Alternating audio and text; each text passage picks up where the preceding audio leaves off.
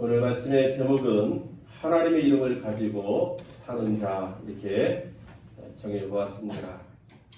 오늘 본문의 말씀은 하나님께서 모세를 통하여 아론과 그의 아들들 제사장들에게 이스라엘 백성들을 축복할 때 이렇게 축복하라 라고 들려주신 말씀입니다.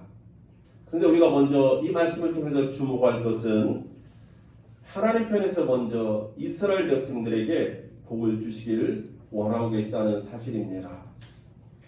이스라엘 백성들이 하나님 앞에 복을 구한 것이 아니라 하나님이 먼저 이스라엘 백성들에게 복을 주시기 위해서 아론과 그의 아들들에게 지금 축복을 명령하고 계시다는 사실입니다.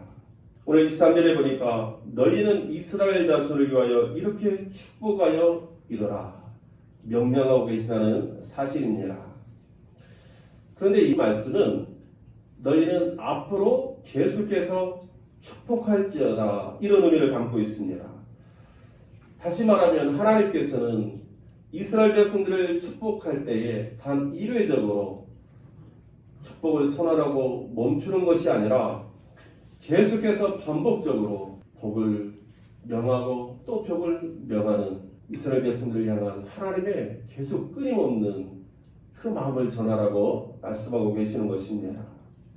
그러므로 우리가 오늘 이 말씀을 대할 때 먼저 우리 마음에 담아야 될 것은 하나님은 자기의 백성, 하나님의 자녀들에게 복을 주시기를 원하시는 하나님이시고 복을 주시되 끊임없이 계속해서 복 주시기를 원하시는 하나님이라는 사실을 우리가 먼저 우리 마음속에 담을 수 있기를 주 이름으로 축원합니다. 때로 우리는 우리 인생이 어렵고 실패하고 내가 원하는 것이 잘 이루어지지 않을 때 혹여라도 하나님께서 내 앞길을 막고 계시나 내가 하나님 앞에 범죄함으로 하나님을 징치하시나 내가 왜 이렇게 형통치 못할까 우리는 하나님을 의심할 때가 종종 있습니다. 그러나 그것은 우리의 믿음이 또 우리의 생각이 올바르지 못한 것입니다. 하나님은 우리가 하나님 앞에서 복받기를 원하고 계시고 복을 받되 계속해서 복받기를 원하시는 은혜로우신 하나님이라는 사실을 우리가 먼저 우리 말씀을 통해서 깨닫는 은혜가 있기를 주 이름으로 축원합니다. 사단은 우리를 향해서 하나님이 너를 축복하지 않아 너는 하나님 앞에 죄인이므로 하나님께 너를 멀리하실 거야.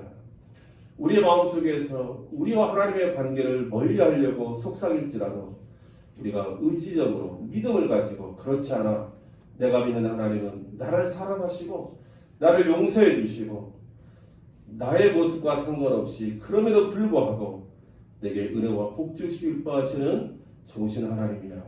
이 믿음의 고백을 가지고 사단을 속삭임이 이기면서 점점 하나님께로 달려나가는 우리 모든 성도님들이 다 될 수 있기를 주 이름으로 축원합니다.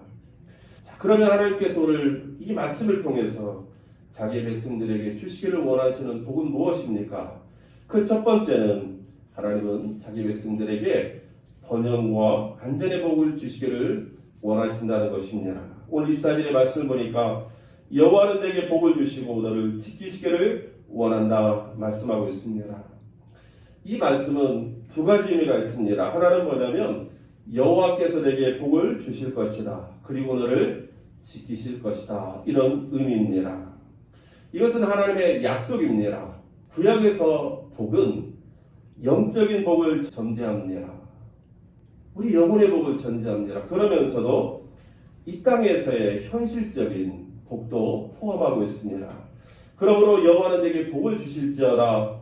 이 약속의 말씀은 하나님께서 자기 백성들의 삶을 풍성하게 채우시겠다 하는 하나님의 약속의 말씀인 것입니다. 그런데 문제는 뭐냐면 이 하나님께 우리에게 주신 이 축복을 빼앗고자 하는 대적들이 있다는 사실입니다.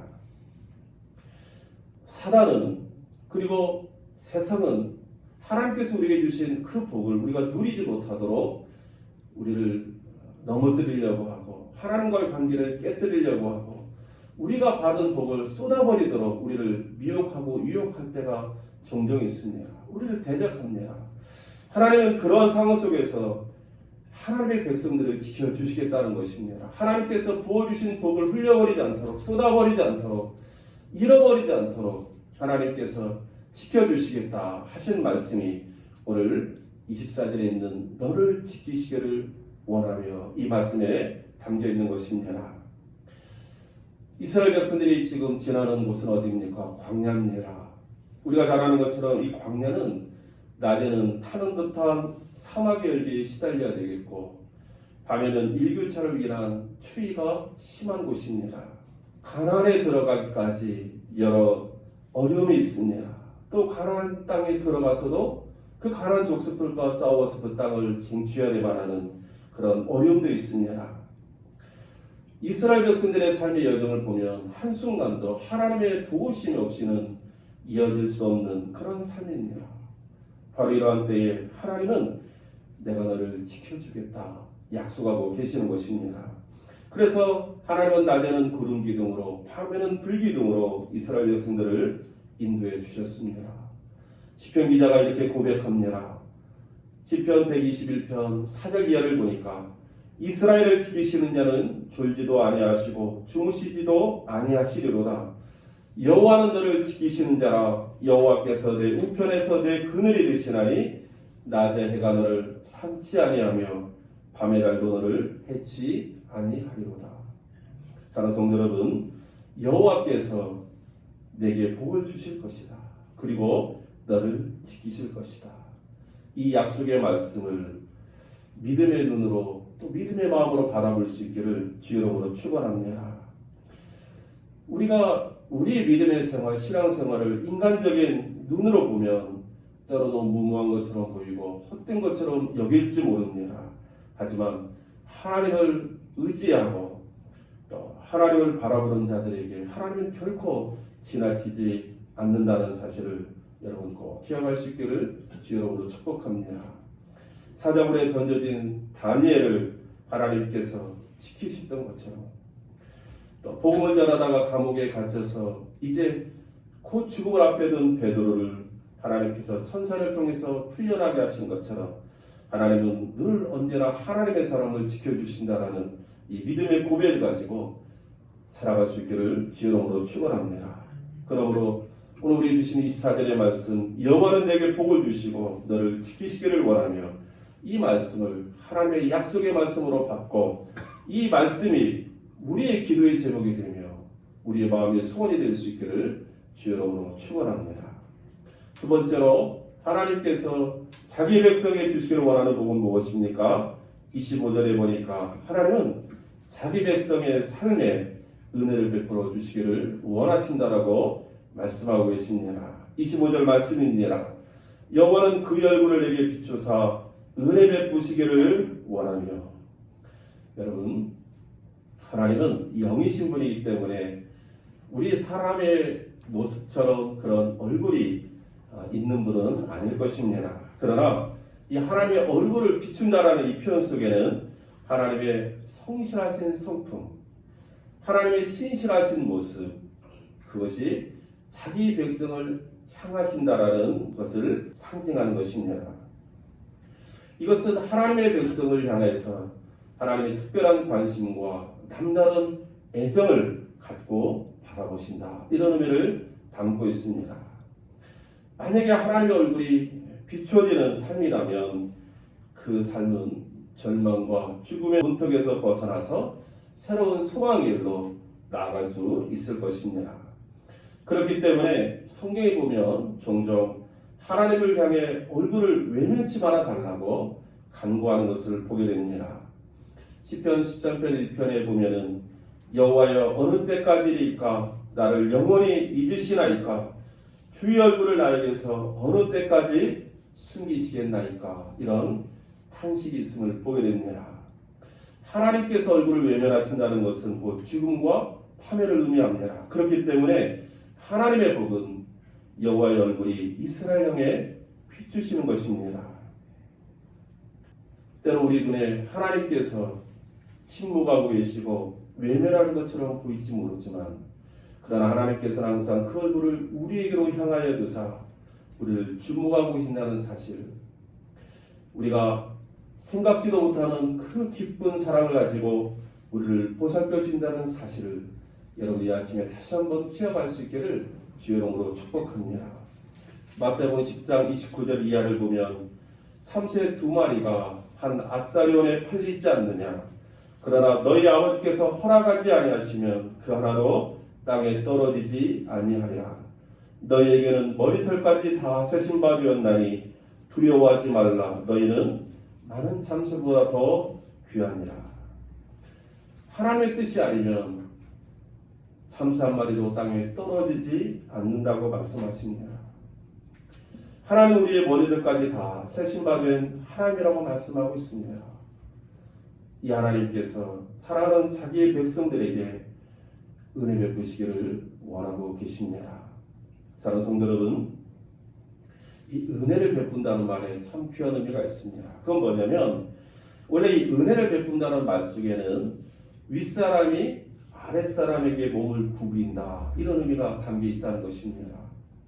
왜 윗사람이 아랫사람에게 몸을 굽입니까?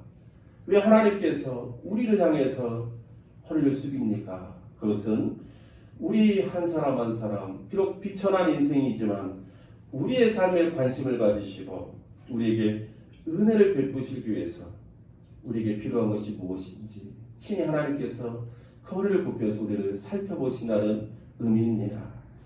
우리는 하나님 앞에 은혜 받을 만한 자격이 없는 자들입니다. 그러나 하나님께서는 그 허리를 굽혀서 우리를 살펴보시는 것처럼 우리 인생에 우리에게 필요로 하는 은혜와 긍휼을 베풀어 주시기를 기뻐하시는 하나님이라는 사실입니다.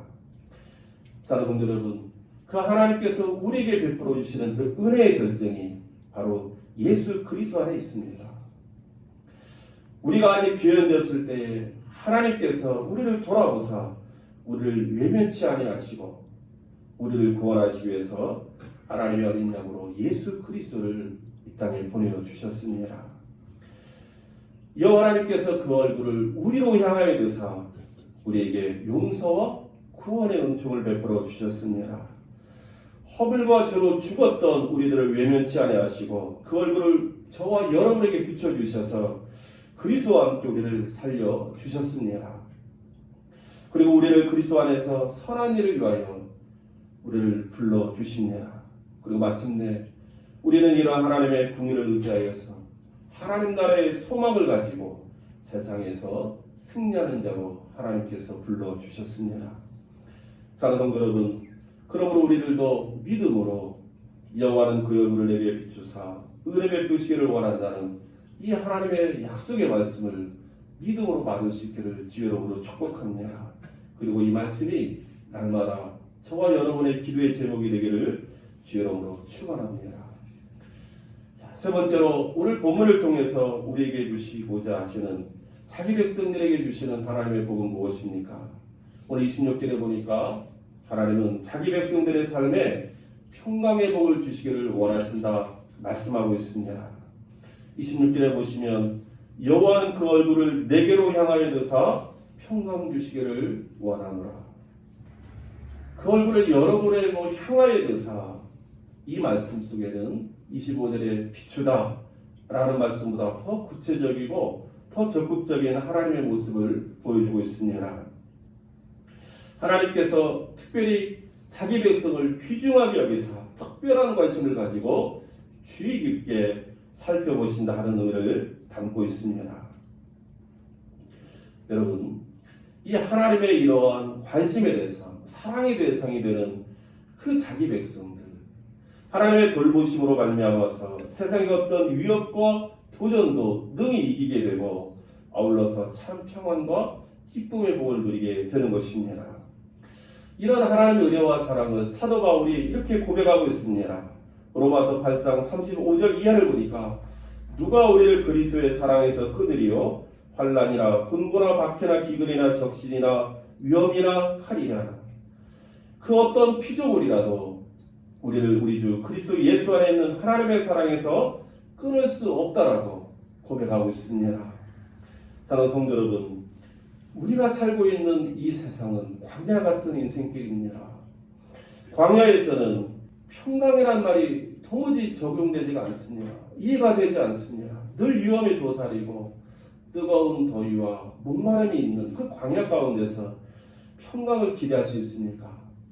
특별히 평강이라는 말 속에는 안전함과 행복과 건강과 번영과 평안, 생의 기쁨과 환희, 이 모든 것이 담겨 있는데 광야의 인생길에서 이 평강, 샬롬이라는 말이 와 닿겠습니까?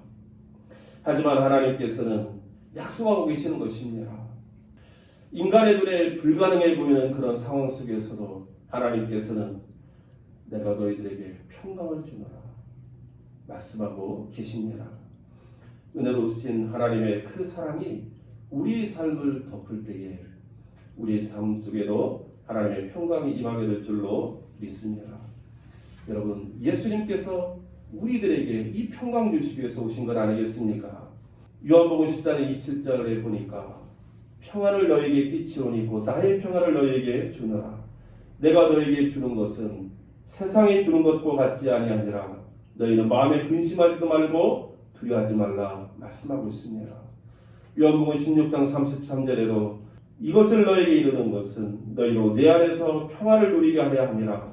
세상에서는 너희가 환난을 당하라. 담대하라. 내가 세상을 이겼노라 말씀하고 있습니다. 예수님께서 우리에게 이 평안을 주시려고, 이 평안을 누리게 하시려고 우리에게 오신 것입니다. 오늘 우리는 근심하고 두려워하고 또 세상에서는 환난을 당하지만 그러나 우리 주님께서 주시는 이 평강 안에서 우리가 이길 수 있기 때문에 우리로 하여금 담대하라고 말씀하고 있는 것입니다. 사랑하는 성도 여러분, 여호와는 그 얼굴을 내게로 향하여 드사 평강 주시기를 원하노라. 이 하나님의 약속의 말씀을 이 아침 믿음으로 받을 수 있기를 주의 이름으로 축원합니다. 그로 날마다 이 주님의 약속의 말씀이 오늘 내 삶에 응답되기를 간구하는 기도의 제목이 될 수 있기를 주의 이름으로 축복합니다. 그런데 여러분, 우리 하나 던질 질문이 있습니다. 그러면 이 하나님의 이런 축복, 하나님의 이런 약속이 모든 사람에게 주어지는 것일까 하는 것입니다. 누군가 서로를 향해서 이 말씀을 선포하면 이 말씀대로 그대로 이루어지는 것일까 하는 것입니다. 여러분, 그러나 그렇지 않습니다. 하나님께서 약속하신 이 말씀에 아주 중요한 전제가 있습니다. 그것이 바로 27절에 있는 말씀입니다.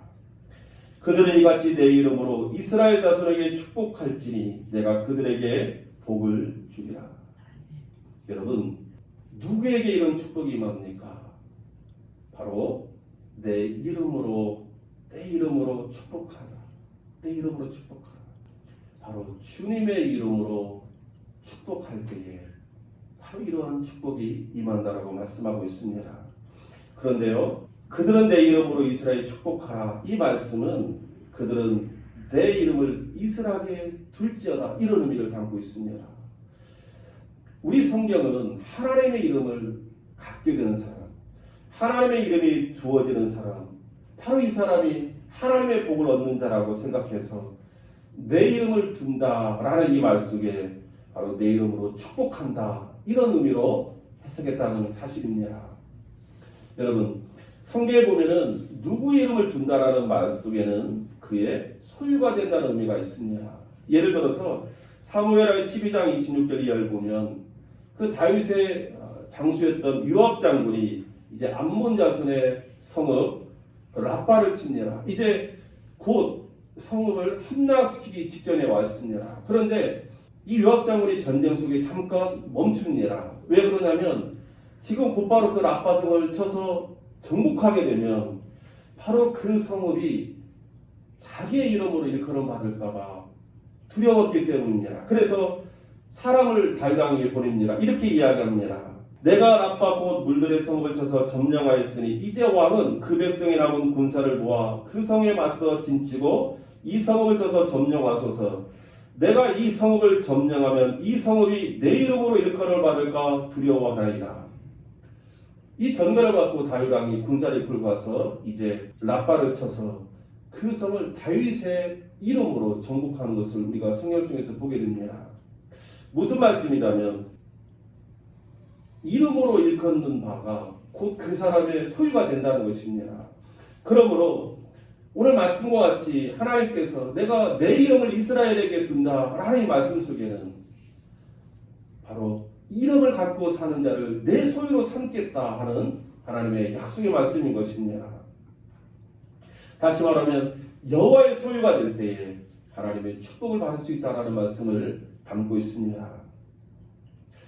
사실 여러분, 이스라엘 백성들이 하나님 앞에서 어떤 남다른 믿음이 있어서, 아니면 어떤 그 이스라엘 백성들이 우수해서 하나님의 사랑을 받은 것이, 하나님의 은혜를 받은 것이 아닙니다.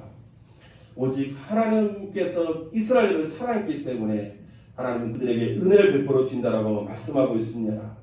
신명기 7장 6절 이하를 보면, 여호와께서 너희를 기뻐하시고 너희를 택하심은 너희가 다른 민족보다 수요가 많기 때문이 아니니라. 너희는 오히려 모든 민족 중에 가장 적으니라.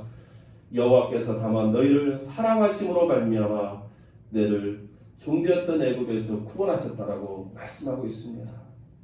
사랑하는 성도 여러분, 오직 사랑으로 말미암아 하나님은 자기 백성들에게 은혜를 베풀어 주셔서 바로 언약을 맺으시고 그들을 소유로 삼아 주셨습니다. 그렇습니다.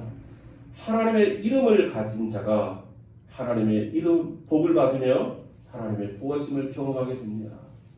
하나님의 이름을 가진 자가 하나님의 은혜를 받을 수 있고, 하나님의 이름을 가진 자가 하나님의 평강의 복을 누릴 수가 있습니다. 그런데요, 하나님께서 이스라엘 백성들에게 그 이름을 두시고, 그래서 그들에게 복을 주시고 그들을 소유로 삼기를 원하셨는데, 이스라엘 백성들이 그 하나님의 약속의 말씀을 받음에도 불구하고 하나님의 이름 두기를 싫어한다면 어떤 일이 일어나겠습니까?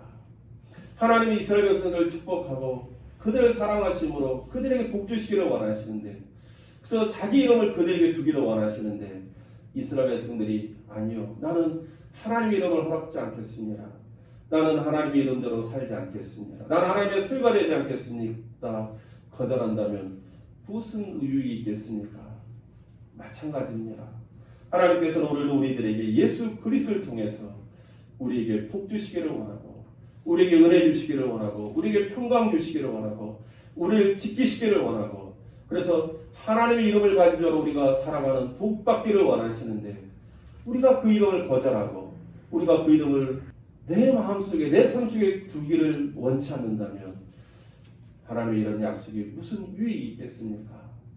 그러므로 우리 하나님 앞에서 하나님의 이름을 가진 자로 살아가기 위해서 하나님의 이름을 내 삶에 확 두는 것을 허락하는 이 아침 될 수 있기를 주의 이름으로 축원합니다. 다른 말로 말씀드리면, 내가 하나님의 소유지, 내 인생은 나의 것이 아니라 하나님의 것이지, 내 인생의 주인은 내가 아니라 하나님이야. 나는 하나님의 피조물이고 하나님 나의 인생의 창조자가 되시고 내 인생의 구원자가 되시지. 여러분, 이 믿음의 고백으로 하나님의 약속을 받을 수 있는 이 아침 될 수 있기를 주의 이름으로 축원합니다. 2022년을 새롭게 시작하면서 여러분, 올 한해 하나님의 이름을 가지고 사는 자들이 될 수 있기를 주의 이름으로 축원합니다. 하나님의 소유로 인정하며 사실 수 있기를 주의 이름으로 축복합니다.